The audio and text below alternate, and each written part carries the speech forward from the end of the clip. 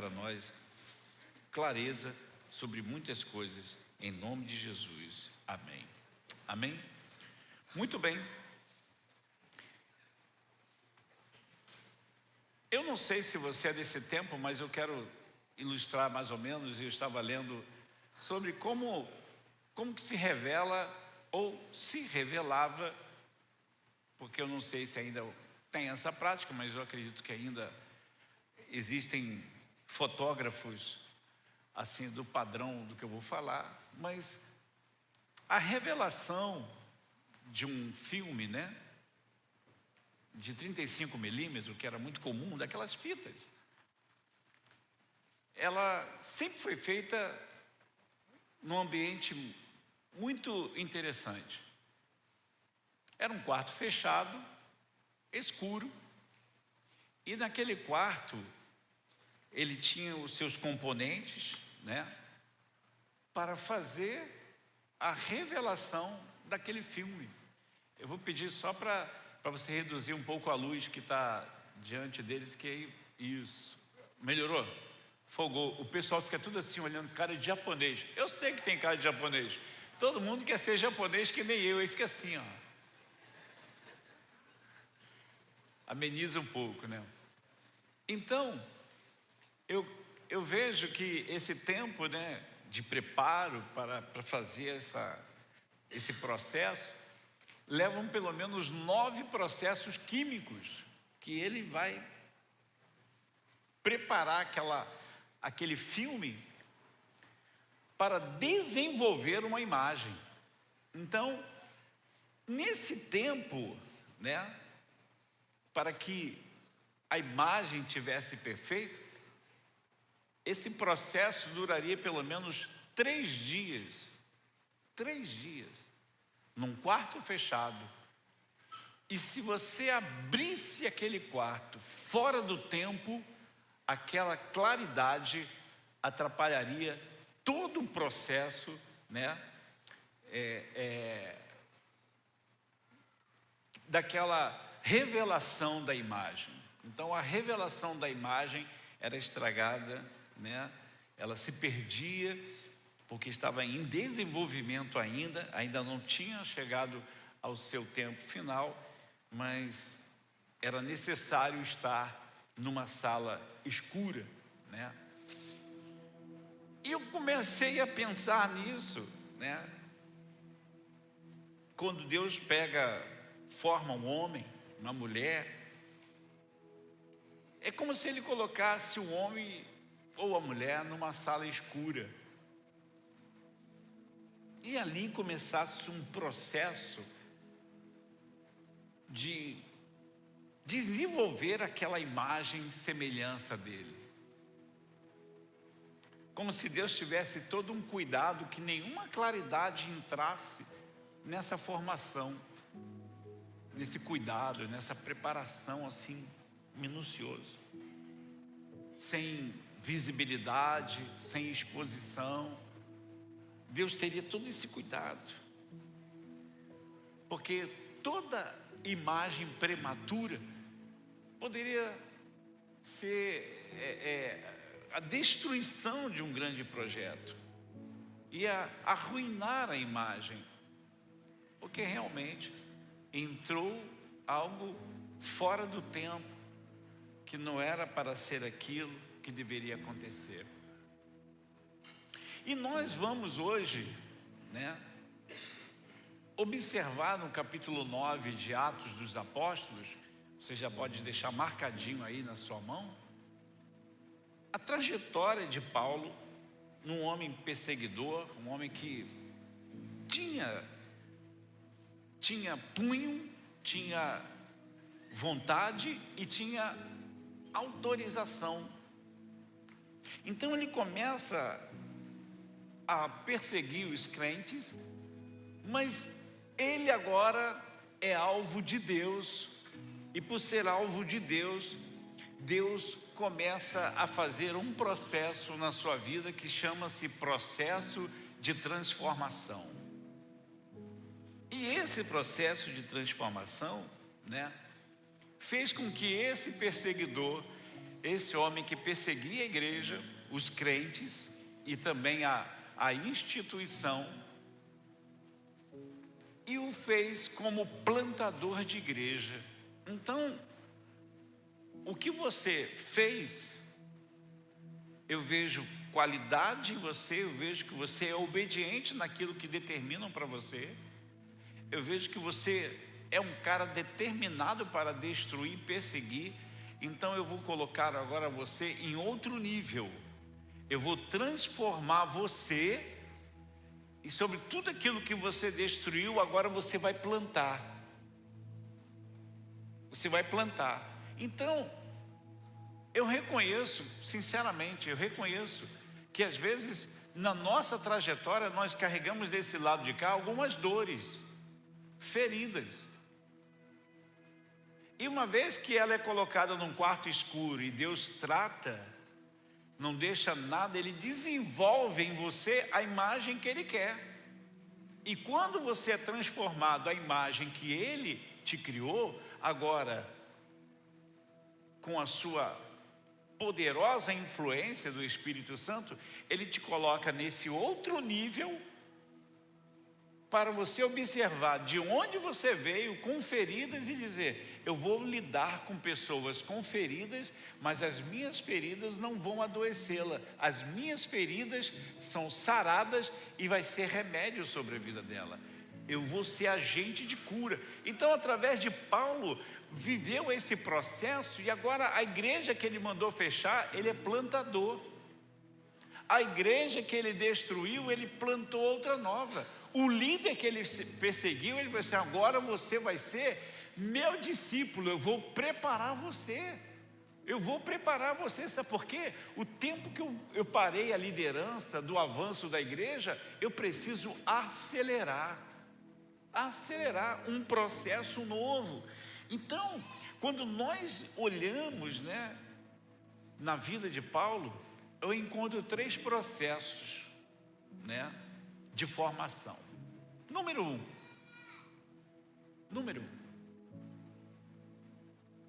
nós chamamos de Deus te dá uma visão. Uma visão. Ananias ora, as escamas caem dos olhos de Saulo e ele recebe o quê? Uma visão. Então, em Atos 9, verso 10 e 18 ao 18,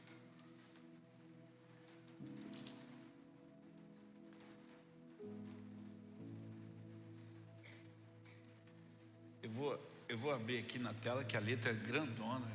Eu trouxe de casa uma Bíblia pequenininha, fininha, bem pequenininha. Então vou aqui, é mais prático.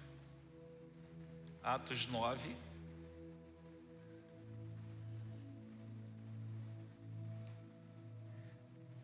e diz assim: em Damasco havia um discípulo chamado Ananias.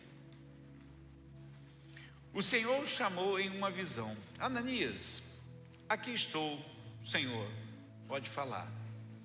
O Senhor lhe disse: vá à casa de Judas, na rua chamada direita, e pergunte por um homem de Tarso, chamado Saulo.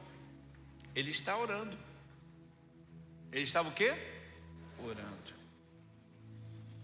Em uma visão, ele viu um homem chamado Ananias chegar e impor-lhe as mãos para que voltasse a ver. Ananias respondeu: Senhor, tenho ouvido muitas coisas a respeito desse homem e de todo o mal que ele tem feito aos teus santos em Jerusalém.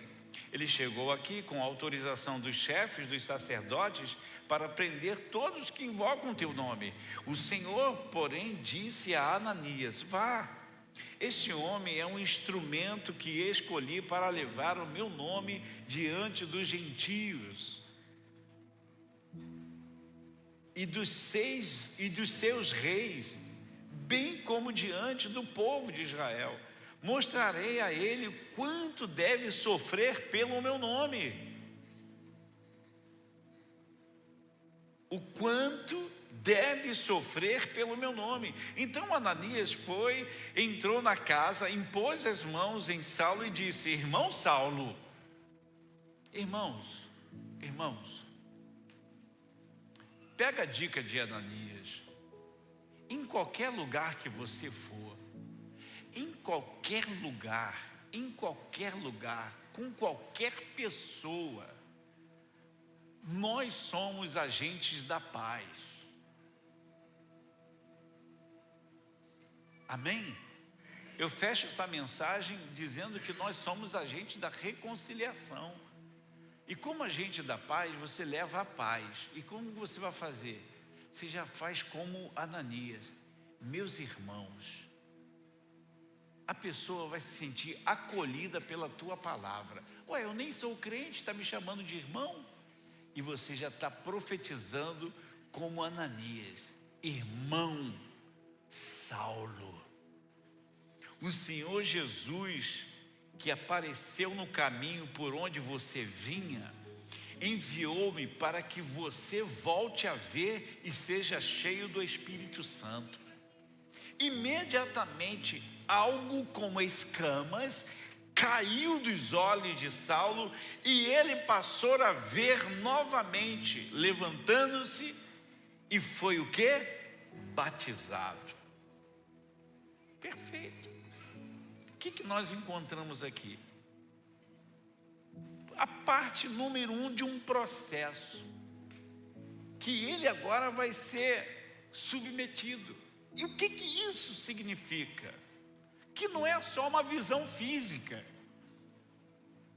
mas uma visão espiritual está se abrindo sobre a vida deste homem. Porque na verdade, quando Deus te dá uma visão, não é para você simplesmente dizer, eu tive uma visão da parte de Deus. Não, é para você declarar, eu agora estou enxergando de acordo com a vontade de Deus. Eu estou enxergando o que Ele está enxergando. Se Deus abre o espaço assim, Ele mostra para você. E tem um texto que daqui a pouco eu vou colocar para você, do Chris Valentin, que é exatamente dentro de uma cultura que eu aprendi também. O que era a visão? Como que era exposta a visão? Muitas das vezes, nós olhávamos os profetas e nós tínhamos pavores dos profetas, horrores dos profetas, porque nós achamos que Deus daria visão a esses profetas só para expor o nosso pecado. E aí nós precisamos entender o que Deus quer fazer de nós nesse tempo de hoje. Chris Valentin vai dizer assim, ó, o texto está aí. Eu achava que profecia era chamar o pecado para fora do pecador, apontar os pecados secretos das pessoas. No final descobri que não é preciso ser profeta para achar pecado na vida dos pecadores, mas é necessário ser profeta para achar um rei no coração de alguém que nasceu na pobreza e que achava que não é ninguém. Vira para o teu irmão, eu vejo o rei em você. Aleluia. Eu vejo o rei em você. Eu vejo o rei em você.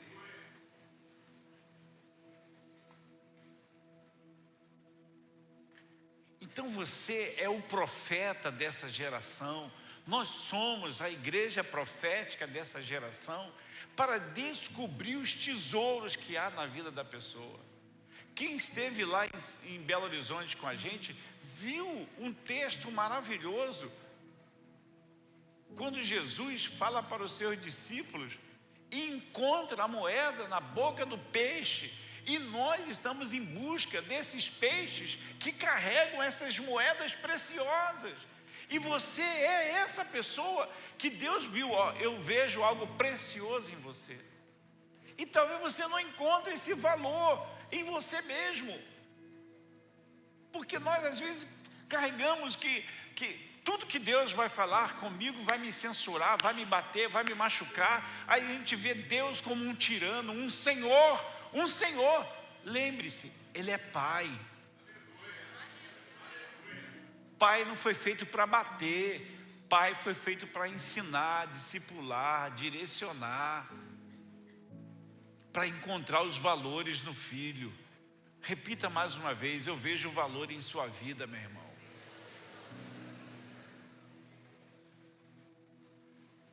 Exatamente nesse ponto Deus começa a mudar, não aquele olhar natural deste homem.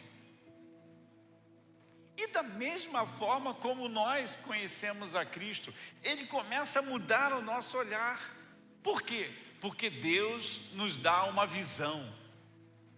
Deus nos entrega uma visão.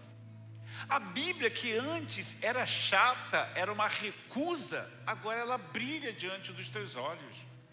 A Bíblia salta diante dos teus olhos, tipo assim: eu quero iluminar a sua vida, eu quero direcionar a sua vida, eu quero encaminhar a sua vida, eu quero ser instrumento de transformação na sua vida. A Bíblia, que era uma chatice na sua vida, agora ela para você, aquela bússola de direção. Você vai entender que essa palavra vai direcionar você em todas as áreas da sua vida.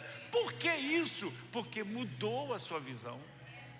Mudou completamente. Quando você muda a sua visão, a igreja não é mais uma obrigação. A igreja agora é uma paixão. É uma paixão. Sabe o que é isso? Estar apaixonado pela sua igreja. Porque muda completamente a nossa visão. Aquele homem olhava a igreja e diz: eu vou arrebentar, eu vou colocar fogo, eu vou arrebentar com essa liderança. Enquanto não tiver tudo destruído, eu não sossego. Deus muda a visão, agora ele vive apaixonado pela igreja. Ei, você não é um membro de carteirinha.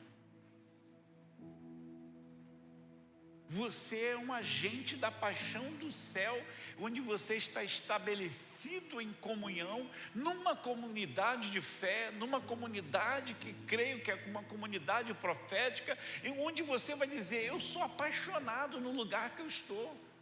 Eu sou apaixonada pela minha igreja, eu sou apaixonado pela minha igreja, eu amo a minha igreja, eu quero ver as coisas acontecerem, eu quero ver as coisas fluírem, eu quero fazer que nem Paulo, formar um outro discípulo, preparar alguém melhor do que eu. Preparar alguém melhor do que eu. Isso é paixão. E esse homem vive isso. Ele vive isso. Porque você passa a ver tesouro onde todo mundo via como lixo. Você passa a enxergar, porque a sua visão também é transformada. Você crê nisso? E Paulo vai se reduzindo. Ele se acha o menor dos apóstolos. Ele diminui cada vez mais. Ele se considera o menor de todos os santos e o pior dos pecadores. Eu acho que esse é o nível máximo. Porque ele diz: quanto mais perto da graça de Deus, mais próximo, mais perto da cruz, mais eu me reduzo. Pastor Paulo Mazzoni vai dizer, está no texto: não basta ter uma visão pessoal, precisamos enxergar a visão de Deus para a igreja, para a cidade e para a geração. Paulo fez isso, ele enxergou a igreja, ele entendeu que a igreja era algo extraordinário e ele começou a mudar as cidades. E cada cidade que ele plantava uma igreja, ele colocava um líder debaixo da sua cobertura, debaixo do seu discipulado. Agora ele começa a olhar e vai assim: eu vou entrar no navio, eu preciso ir para outro continente. Eu preciso alcançar outros povos, outras línguas. E foi confiando nos mais novos, numa geração nova. Irmãos, nós como igreja não podemos olhar o mais novo e dizer: é muito infantil, é muito criança, é muito pequeno, é muito. Não, Paremos de colocar rótulos e vamos fazer com que a nossa motivação, o nosso mecanismo de ação sobre esses mais novos vai gerar uma geração de uma igreja mais fortalecida na presença do Senhor. Ela se fortalece. Timóteo, Timóteo, você não precisa me fazer tantas coisas, meu filho, pode ficar tranquilo, mas se você cumpre isso aqui, se você realmente, o pastor Gabriel falou ontem sobre o obreiro aprovado, se você se posicionar assim, fique tranquilo, eu sei de onde você veio, a história que você carrega, da sua vovó, da sua mãe, você tem uma cultura familiar de fé. Então, Timóteo, vá, meu filho, vá, Tito, vai, você consegue. Cadê o Tito? O Tito estava até aqui agora. Vá o Tito ali, o Tito estava em casa pregando, e aí filmaram ele e mandaram esse vídeo para mim, e a vovó falou assim: você está parecendo com quem? É ele, pastor Juvenilson.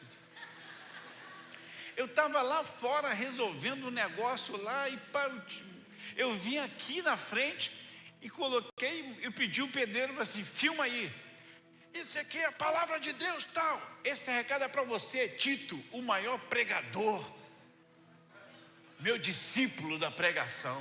Mandei para ele, não foi? Não mandei direto? Mandei direto a resposta, porque hoje ele pode não entender, mas amanhã, quando esse vídeo ainda permanecer vivo, ele diz: o meu pastor profetizou que eu serei e hoje eu sou.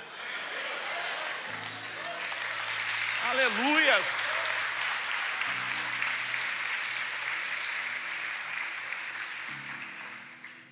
Deus muda a visão, dá primeiro uma visão muito maior. E essa visão é muito clara, né? Porque ela se desenvolve numa missão. Por que existimos como igreja? Por que existimos? A nossa missão é muito grande. Mas eu compreendo que ainda é muito pouco que nós fazemos. Nós estamos mudando uma igreja de programa para uma igreja de discipulado. Isso não se faz de um dia para o outro. Se faz plantando cultura aqui, aqui, ali. Queria eu pegar um campo seco e fazer assim, surge um jardim só no chat GPT. Um jardim. É assim, um estalo. A gente não cria uma igreja com prompt. Eu vou criar um prompt. Senhor, eu queria uma igreja que cabesse pelo menos 70 mil pessoas. E eu que pudesse pregar bem no meio assim, as luzes em cima de mim, o louvor, tudo fluindo, e eu tomando água gelada, mineral, francesa ainda por cima. E quando terminasse de pregar, aí viesse o Billy Graham me entregar uma capa como se fosse do James Brown no Michael Jackson, me coroando: você é o pregador. Olha, prompt. Não existe prompt na vida espiritual. Não existe um prompt para formar uma igreja de um dia para o outro. Existe um trabalho constante, permanente. Existe fidelidade. Existe uma fidelidade numa visão. Existe uma missão que tem que ser colocada em prática. Existe uma igreja que vai em bloco, volta em bloco, caminha em bloco, chora em bloco, glorifica em bloco, celebra a vitória, celebra também quando não dá certo. A gente vai dar a volta por cima, faz algo novo.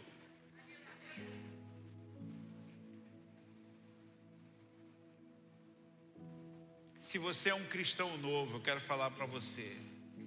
E se você está vendo algo diferente, quero dizer para você que isso não é loucura. São as escamas que estão caindo do seu corpo. São as escamas.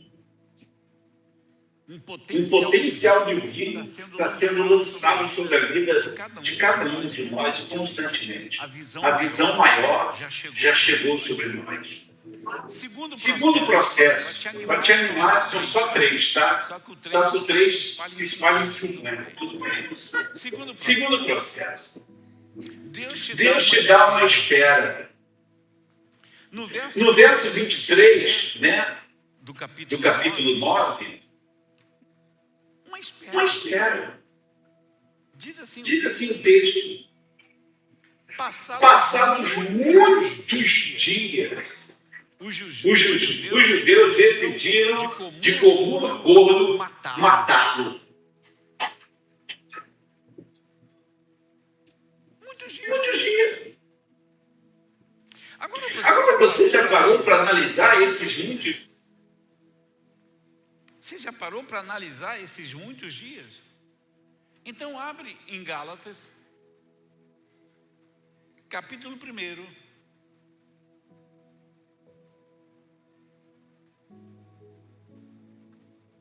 Gálatas, capítulo 1.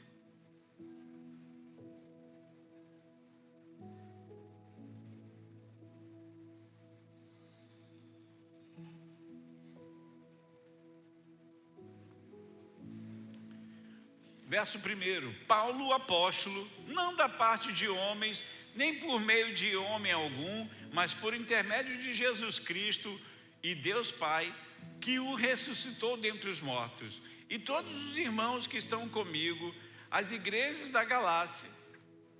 Graça e paz a vocês da parte de Deus, o nosso Pai, e do nosso Senhor Jesus Cristo, que se entregou pelos nossos pecados, a fim de nos resgatar desta era má, né? Segundo a vontade do nosso Deus e Pai, a quem seja a glória pelos séculos dos séculos. Amém. Que bela saudação. Admiro-me de que vocês estejam abandonando tão rapidamente aquele que os chamou pela graça de Cristo, para seguirem outro evangelho, que na realidade não é evangelho. O que ocorre é que algumas pessoas os estão perturbando, querendo perverter o evangelho de Cristo. Contudo, ainda que nós ou um anjo dos céus anuncie um evangelho contrário ao que anunciamos a vocês, que seja amaldiçoado. Como já dissemos, e agora repito: se alguém anuncia a vocês um evangelho contrário àquele que já receberam, que seja amaldiçoado. Acaso busco eu agora a aprovação dos homens ou de Deus? Ou procuro agradar a homens? Se eu ainda procurasse agradar a homens, não seria servo de Cristo. Irmãos, quero que saibam que o evangelho por mim anunciado não é segundo o homem. Não recebi do homem algum, nem lei e nem ensinado, mas recebi por revelação de Cristo. Vocês ouviram o qual foi o meu procedimento no judaísmo, como perseguida com violência a igreja de Deus, procurando destruí-la. No judaísmo eu superava a maioria dos judeus na minha idade, sendo extremamente zeloso nas tradições dos meus antepassados. Então ele está dizendo aqui: eu tenho o máximo cuidado, eu sei do que aconteceu. E aí ele diz no verso 17: tampouco subi a Jerusalém para ver o que já eram apóstolos antes de mim, mas de imediato fui para a Arábia e voltei outra vez a Damasco. Agora o ponto importante: depois de 3 anos subi a Jerusalém para visitar Cefas e estive com eles 15 dias. 15 dias. Depois de 3 anos, um tempo de espera. no capítulo 2, de próprio Gálatas, verso 1.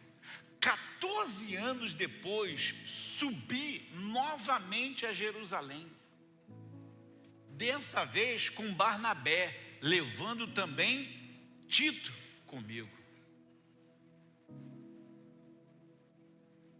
Eu quero mostrar para você que Deus te dá uma visão. Deus amplia essa visão na sua vida. Deus coloca uma paixão dentro de você. Mas existe um tempo de espera. São aqueles muitos dias se passaram, que esses muitos dias se passaram, somam-se 17 anos. Muitos dias se passaram, que esse homem, ele vai mostrar para nós exatamente essa questão do que ele deveria colocar em prática. Quando nós vemos teologicamente, biblicamente, que Israel fica 40 anos no deserto, mas por que não precisava?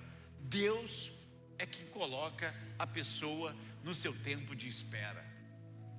Deus permitiu que Jesus estivesse 30 anos de tempo de espera e cumprisse apenas 3 anos de ministério. Deus faz com que esse tempo de espera seja extraordinário. Bill Johnson vai dizer, eu coloco o texto, que a cultura do reino é diferente da cultura do mundo.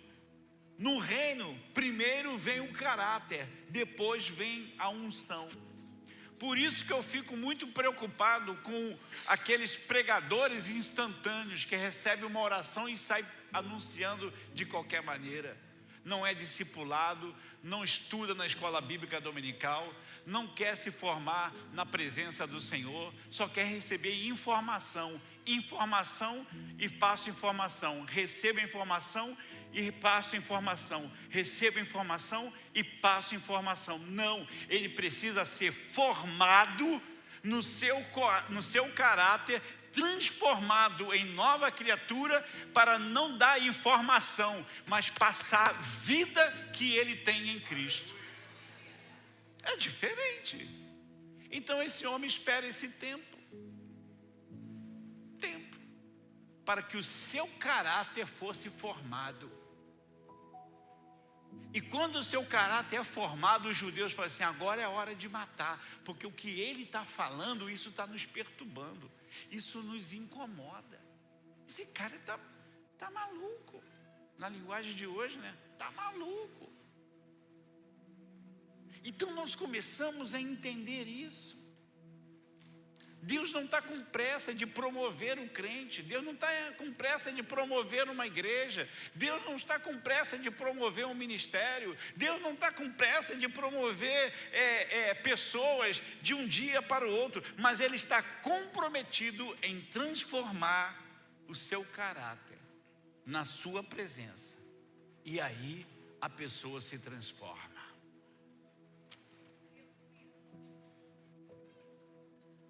O que eu falei na introdução da mensagem? Aquela tira de filme, de fotografia, aquelas antigas do 35mm, o fotógrafo ia para o tempo de revelação, entrava num quarto escuro, colocava 9 produtos químicos para poder gerar a imagem.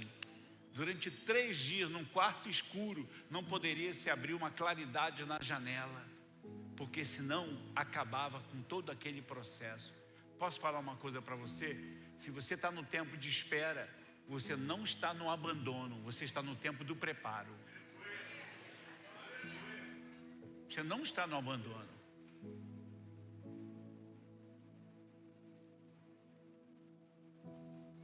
Você está no tempo da intimidade,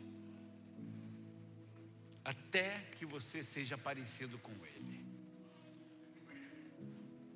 Pastor Paulo Mazzoni diz também, está aqui no texto, nós temos, nos tempos de espera, quando tudo parece parado, a esperança em Deus é quem nos sustenta. é o que nos sustenta. Espera não é vazia, ela é formativa, amém? A espera te forma cada vez mais. Deus está trabalhando, e trabalhando em você. E eu creio que Deus está trabalhando fortemente na vida dessa igreja. Teve uma época que eu estava ansioso, e toda ansiedade te empurra para a desistência.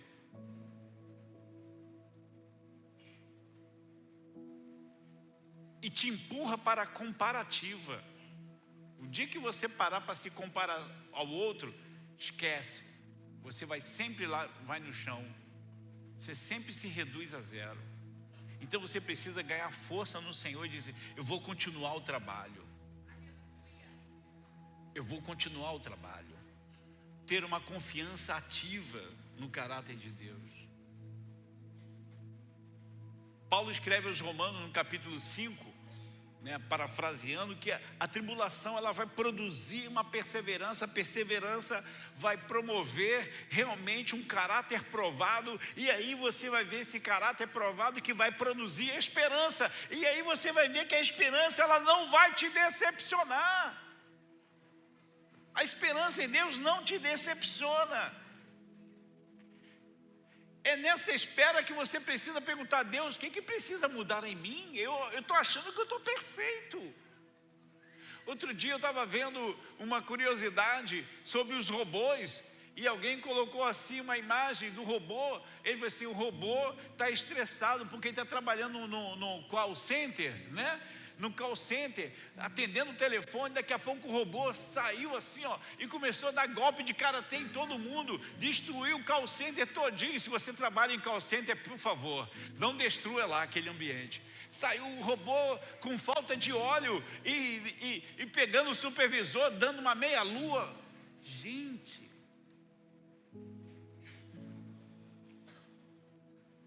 pergunta ao Senhor: o que precisa mudar em mim?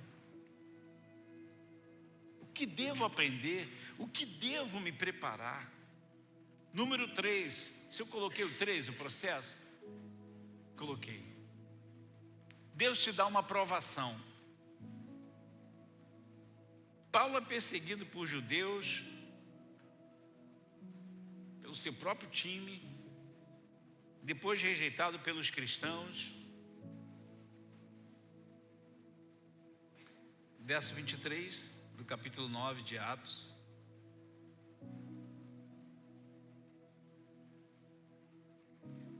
Voltando aqui, 9, 23. Passados muitos dias, como eu havia lido, os judeus decidiram com um acordo matá-lo. Mas Saulo ficou sabendo do plano deles. Dia e noite eles vigiavam as portas da cidade a fim de matá-lo. Contudo, os seus discípulos o levaram de noite e o fizeram descer em um cesto por uma abertura no muro. Quando chegou a Jerusalém, tentou juntar-se aos discípulos, mas todos tinham medo dele, porque não acreditavam que fosse realmente um discípulo. Então Barnabé o levou aos apóstolos e lhe contou como no caminho Saulo vira o Senhor, que lhe falara como em Damasco ele havia pregado corajosamente em nome de Jesus. E assim Saulo ficou com eles e andava em liberdade em Jerusalém, pregando corajosamente em nome do Senhor. Falava, discutia com judeus de fala grega, mas esses tentavam matá-lo. Sabendo disso, os irmãos o levaram a Cesareia e dali o enviaram para Tarso. E a igreja passava por um período de paz em toda a Judeia, Galiléia e Samaria. Ela se edificava e encorajada pelo Espírito Santo, crescia em número, vivendo em temor do Senhor. Perfeito. Primeiro Deus te dá uma visão, Ele dá uma pausa para que agora você viva um período de provação.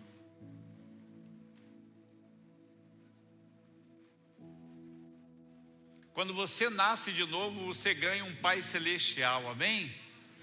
Você crê nisso? Tem filhos aqui?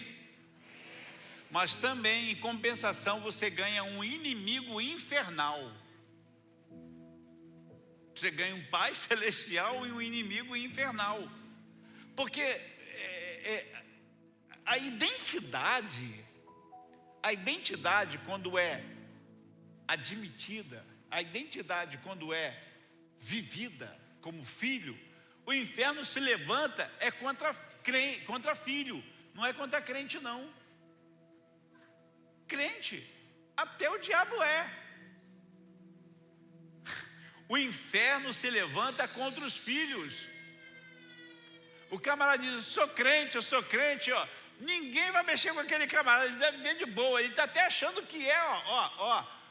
Mas o dia que ele assumir a identidade de filho, porque filho é diferente de membro, filho é diferente de discípulo.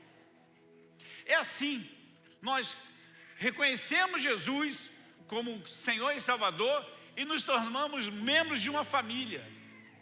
E esse membro da família, ele acata, recebe e ele faz aquilo que é dado, porque ele é membro daquela comunidade.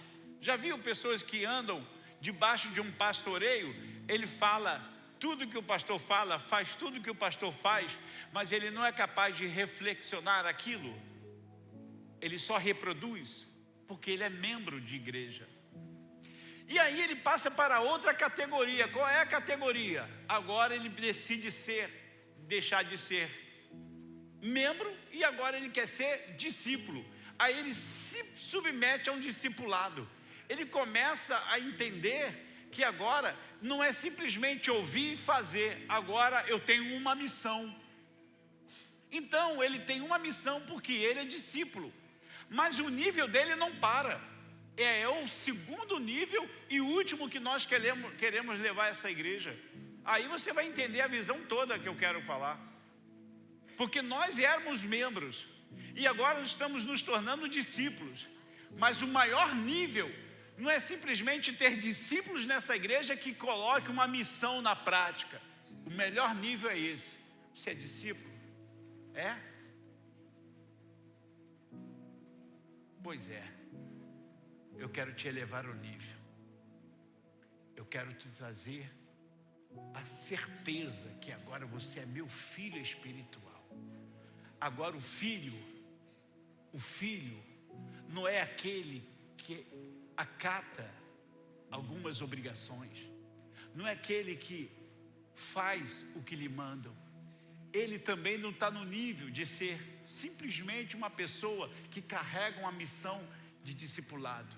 Mas ele agora é filho. Filho obedece.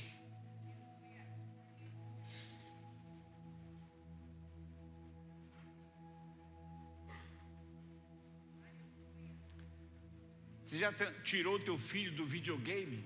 Nem tem mais isso, né? Tem? Tira o teu filho do videogame quando ele estiver lá nos 20 minutos de jogo e fala assim, filho, vai pegar uma Coca-Cola para o papai ali no bar. Se for teu filho, ele desliga, obedece. Se for membro da igreja, ele vai calado e pega. E não fala mais nada, não quer nada contigo. Se ele for discípulo, ele vai assim, ó, toma aqui, fiz a missão. O que você quer mais agora? Não, mas o filho, que é obediente, ainda dá um beijo no pai. Você está pronto para obedecer? É o nível mais elevado da caminhada. É o nível mais elevado da caminhada. Então, quando você nasce, você ganha um Pai celestial, mas também ganha um inimigo infernal. Paulo vai pregar para os gentios. Estou terminando aqui. E Deus usa as provações, porque vê nele um chamado muito grande. Eu não sei se coloquei na tela. Nas provações, Paulo Mazzoni vai dizer, você precisa tomar decisões baseadas, coloquei, no reino e não nas circunstâncias. Tome decisões a nível do reino de Deus. Você vai decidir a confiar mais e nunca desistir. Você vai obedecer mais, mesmo não entendendo o porquê. Você vai decidir permanecer fiel quando seria mais fácil abandonar. Então faça as suas decisões com base no reino de Deus. Bill Johnson vai dizer de um ministério que nasce da miséria. No reino, sua maior área de autoridade ministerial geralmente nasce da sua maior área de dor superada. Você ministra daquilo que você recebeu. Você ministra daquilo que você recebeu.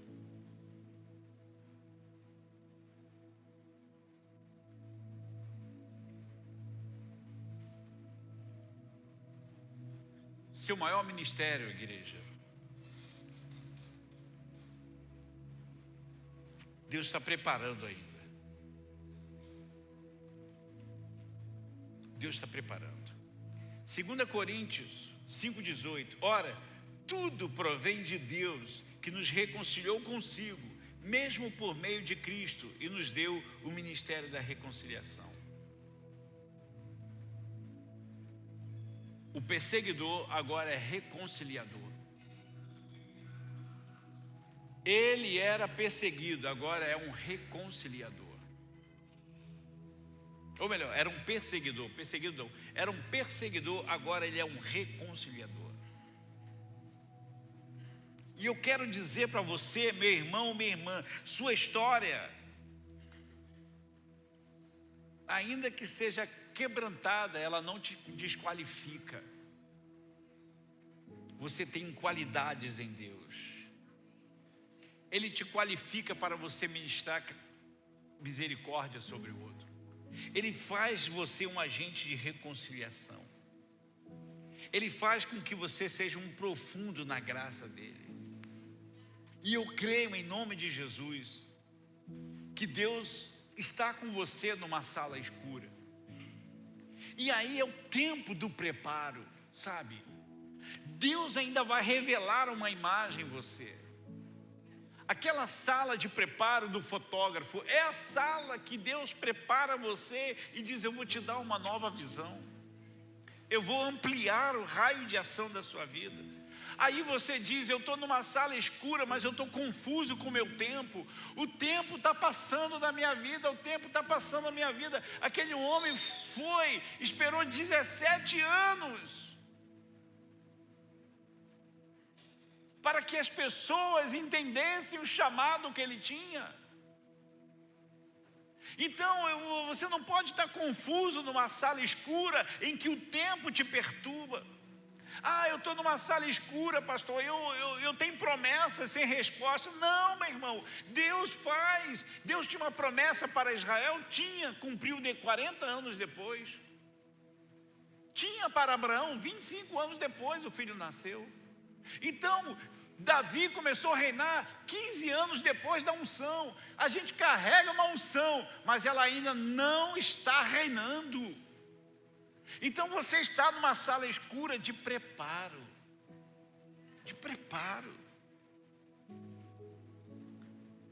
Pastor, estou numa sala escura, rejeitado, porque eu sigo Jesus. Não, a sua família te rejeita, mas tem uma família aqui para te acolher. Você diz lá: meu pai me abandona, minha mãe me abandona, meus irmãos me abandonaram. Meu irmão, cria esse núcleo familiar, entra numa célula e fala assim: aqui é minha família, aqui eu vou crescer, aqui eu vou multiplicar, aqui vocês vão entender minhas dores, aqui eu vou ser um agente de cura na dor do outro, aqui eu vou fazer grandes coisas. De uma grande família nós criamos pequenas famílias para fazer com que muitas outras pessoas sejam alcançadas. Muitas outras pessoas. E aí Deus está falando: esse é o tempo de preparo. Eu estou revelando a minha imagem sobre esta igreja. Eu estou revelando para ela. Toda a igreja agora está num quarto escuro, e a gente não pode abrir uma janela, uma porta para entrar uma claridade e atrapalhar a revelação de Deus para nós. Nós cremos que a revelação de Deus está sendo muito clara, a visão está sendo ampliada. A gente não vai sair abrindo a porta e fazer uma missão sem visão. Não, a gente faz a visão com a missão e debaixo de uma obediência, porque Deus não quer só membros, Deus não quer só discípulos, mas Deus quer gerar filhos espirituais nesse lugar. E aí nós começamos a entender que Deus não está apenas te dando uma visão. Não. Ele está te dando a visão dele sobre você. Você passará a ver o que ele vê. Você encontrará os reis que estarão dentro de pessoas abandonadas. Você encontrará os reis em pessoas fracassadas. Você encontrará o rei em pessoas de extremo potencial, mas que está vivendo no extremo fracasso. O rei vai ser encontrado, porque Deus te dará visão. Deus te dará visão. Deus está te dando espera. Sabe o que é espera? Quanto mais espera, é mais presença dele. É sem plateia. Você vai se tornar semelhante a ele. O seu caráter sendo desenvolvido. A esperança que você precisa está sendo forjada no fogo, meu irmão. Está sendo forjada no fogo. Coloque-se em pé, aí você vai dizer, e acabou mesmo. Chris Valentin vai dizer o seguinte, aqui no texto: cada ser humano é valioso aos olhos de Deus, uma nova criação em Cristo, um protótipo divino, nunca antes visto. Nosso papel é encontrar o tesouro escondido na sujeira da vida das pessoas. Meu irmão, lá na tua casa tem tesouro. Está escondido, mas você vai achar. Ah, meu pai bebe muito, pastor. Minha mãe está envolvida em outras religiões. Minha mãe está perdida. É tesouro. Você vai enxergar o tesouro. Aleluia, aleluia, aleluia, aleluia, aleluia, aleluia.